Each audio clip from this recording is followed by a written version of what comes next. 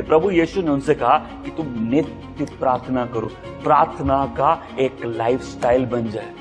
लगातार प्रार्थना, बिना रुके प्रार्थना, एक ऐसी प्रार्थना जिसका कोई अंत नहीं है। क्या वो लाइफस्टाइल चाहिए? आप प्रार्थना करने बैठो, आपका दिमाग 10 जगह घूम रहा है और आपको दुनिया पे जय पानी है। आप प्रार्थना करने बैठो, आपका दिमाग वहां है ही नहीं, आपका मन एकाग्र नहीं है, आपका शरीर साथ नहीं दे रहा। अभी हमने 2 घंटा आराधना की। कितने लोगों को मालूम चला? कई लोग 10 मिनट नहीं कर सकते, 10 मिनट खड़े नहीं हो सकते, उनके शरीर में ताकत नहीं है। तुम प्रार्थना करने बैठोगे, तुम्हारा शरीर पहले ही जवाब दे देगा। और हमको बनना है man of God, women of God. आगे बढ़ने की चाहत अच्छी है, लेकिन आगे बढ़ने का तरीका आना चाहिए। चाहत खराब नहीं है, हर जन जाता है जीवन में वो जय पाए। हम में से बहुत से लोग हैं, हम एक रेस में दौड़ भी नहीं रहे, हम अलग ही रेस में दौड़ रहे हैं। अगर आप यहां आए हो कि आपके जीवन में कोई परिस्थिति बदल जाए और आप खुद नहीं बदले, उसके लिए आप नहीं आए हो। आपका यहां आना पहले ही फेल है, क्योंकि जब आप बदल जाएंगे उसकी उपस्थिति में, आपके जीने का तरीका जब बदल जाएगा, तब आप परमेश्वर के सामर्थ्य में चलने लगेंगे। तब आप परमेश्वर के वादों को अपने जीवन में पूरा होते देखने लगेंगे। कोई भी चीज लाइफ में बिना डिसिप्लिन के नहीं आती। जब परमेश्वर किसी को तैयार करते हैं, उसको पहले डिसिप्लिन सिखाते हैं। मेरा मूड डिसिप्लिन है, ब्लेस करने में मैं कर्स नहीं करता। ये डिसिप्लिन है, मैं सब बोलो डिसिप्लिन। मैं लोगों को श्राप नहीं दूं, लोगों को अपनी जुबान पर कंट्रोल नहीं है। जीवन और मृत्यु लोगों की जुबान में, मैं सब बोलो डिसिप्लिन।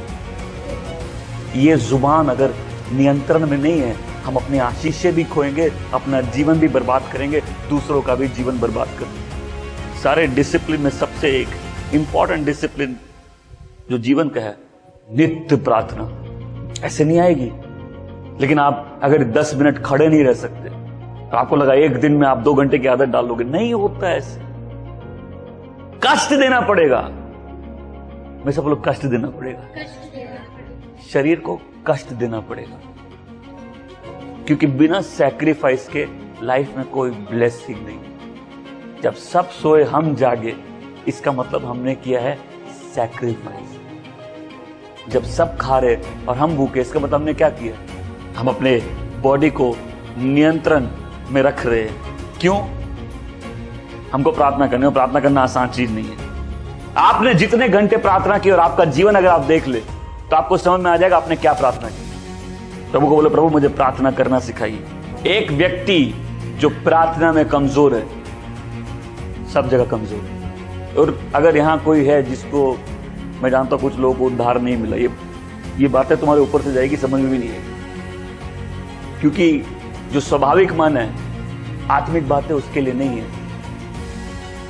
लेकिन कोई यदि परमेश्वर से प्रेम करता है, तुमको नया जन्म मिला, तो तुम समझ जाओ वीक प्रेयर लाइफ मतलब वीक लाइफ, क्योंकि वहीं से पावर फ्लो करता है, वहीं से सामर्थ फ्लो करता है जो जीवन को पकड़ता है, जो जीवन में बदलाव लेके आता है।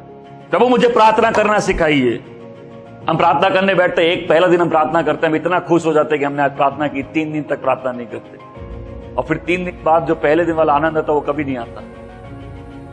और देखते देखते हफ्ते और कुछ लोगों के जीवन में महीने बीत जाते हैं कि हम कभी वैसे प्रार्थना नहीं किए। लेकिन कुछ लोग हैं, पिछले दिन कितनी प्रार्थना की इससे मतलब नहीं है, आज की रोटी के लिए जैसे वो आज उड़ गए।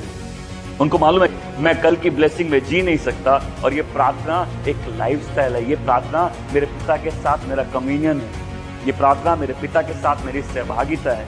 ये प्रार्थना दाल रोटी राशन मांगने के लिए नहीं है, ये प्रार्थना उसके जीवन से जीवन लेने की प्रार्थना है।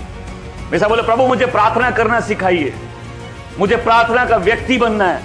मैं यहां आया हूं, मैं यहां से बदल कर जाना चाहता हूं। मेरे आत्मा में कुछ करिए, अपने शब्द का प्रकाशन मुझे दीजिए। जो व्यक्ति प्रार्थना में कमजोर है सब जगह, और जिसने प्रार्थना में परमेश्वर को पकड़ना सीख लिया है, उसने बल क्या होता है जीवन में इस बात को समझा। वो समझने लगता है जय पाना क्या होता है, वो जय पाने लगता है। इसका मतलब ये नहीं कि तुम्हारे शत्रु खत्म हो जाएंगे, हो सकता है शत्रु बढ़ जाए, लेकिन तुम जय पाओगे। जितने तुम्हारे विरुद्ध खड़े हो, लेकिन तुम उनके ऊपर रहो। परमेश्वर तुम्हारे स्तर को ऊंचा करेंगे। प्रभु मुझे प्रार्थना करना सिखाइए। एक याजक का काम ही प्रार्थना। तुम्हारे प्रार्थना के साइज से तुम किस साइज के याजक को, ये समझ में आएगा। The size of your priesthood, amen. मतलब तुम्हारे प्रार्थना की लाइफ कैसी है, उसी से समझ में आएगा तुम किस हिसाब के, किस स्तर के याजक हो। प्रभु मुझे प्रार्थना करना सिखाइए। और फिर जो एक बार प्रार्थना का मतलब समझ जाएगा, उसकी प्रार्थना का सामर्थ्य उसके जीवन में दिखने लग गया। जीवन का जो ढांचा है, जो बुनियाद है, जो खंबे हैं, वो स्थिर नहीं होते जब तक एक विश्वासी प्रार्थना के जीवन को पकड़कर चलना नहीं सीखता। ये बोलेंगे रिलैक्स करो, मर जाओ। अरे इतना टेंशन क्यों ले रहे हो? इतना भक्ति कौन बोला है? हमको अनुग्रह से उद्धार मिला है। तुमको अनुग्रह से उद्धार मिला, लेकिन लाइफ में तो स्ट्रगल कर ही रहे हो। और अगर पाप तुम पर हावी है, तो फिर ये कौन सा अनुग्रह है? तो कई लोग बोलेंगे ये जो प्रार्थना की बातें हो रही है, ये इतनी प्रार्थना कौन जरूरी है? हमको अनुग्रह से उद्धार मिला। मैं कब बोल रहा हूं कि प्रार्थना से उद्धार मिला? लेकिन उद्धार पाए हुए व्यक्ति उस सामर्थ्य को समझना जरूरी है उनके लिए। जीवन का ढांचा, उसका कोई रूप ही नहीं बनेगा जब तक हम प्रार्थना का सामर्थ्य नहीं पाएंगे, जब हम प्रार्थना का लाइफस्टाइल जब तक नहीं पकड़ते। मैं सब बोलो प्रभु मुझे प्रार्थना करना चाहिए।